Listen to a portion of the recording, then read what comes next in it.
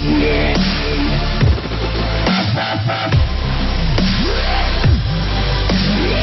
Southern Baptist Convention's Nashville headquarters. Mark Humphrey, Associated Press file. What started as an attempt to modernize a Georgia church led to expulsion from Southern Baptist Convention on the grounds of racism. Raleigh White Baptist Church, which once boasted a membership of 253, recently had fewer than 20 people attend on Sundays. The all-white church in Albany, Georgia, planned to bequeath its facilities to New Seasons, an African-American church, to reflect the changing demographics of the surrounding community. The plan was simple: New Seasons would share facilities with Raleigh White for 6 months, at which time the building would be passed off. But after Raleigh White leadership changed and internal opposition surfaced, the plan collapsed. Marcus Glass, the pastor of New Seasons, told the Washington Post that many in his congregation complained about treatment from Raleigh White members. There were small offenses, such as hostile glares and refusals to speak, violations of Southern hospitality.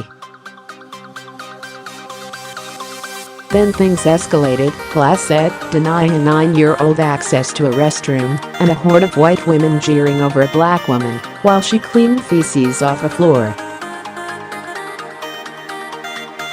Glass said he tried to play nice. He, alongside many in his congregation, would arrive early to their service with the hope of greeting white churchgoers as they left their own morning service. Glass said Raleigh White objected to the encroachment and changed its service time to avoid the interaction. The deteriorating relationship between Raleigh White and New Seasons prompted an investigation by Mallary Baptist Association, a Southwest Georgia conference of churches and missions. The association attempted to mend the relationship, but Raleigh White's leadership would not budge, according to Mallary officials. Southern Baptists debate handling of a number Me Too case and hear a controversial speech from Pence. The affair exploded on a Sunday morning in March. Raleigh White planned to receive an influx of visitors and told Glass that his church's service would need to be pushed back several hours. Raleigh White's service lasted longer than expected, and white members met black churchgoers at their cars, telling them not to come into the building, according to Glass. If you were white, you could go into the church. If you were black, you were not allowed in, Glass said. Frank Stimpson, a senior member of Raleigh White, said that the allegations are untrue. But, he told the Post by phone, "We've put it behind us." The March incident prompted Mallary to take more aggressive action, expelling the 75-year-old church from its 53-member association. "What we did was to protect the other 52 churches in our association from being party to one church's actions," said Hans Wunsch, the director of the association. "We regret these actions had to be taken, but we couldn't sweep them under the rug.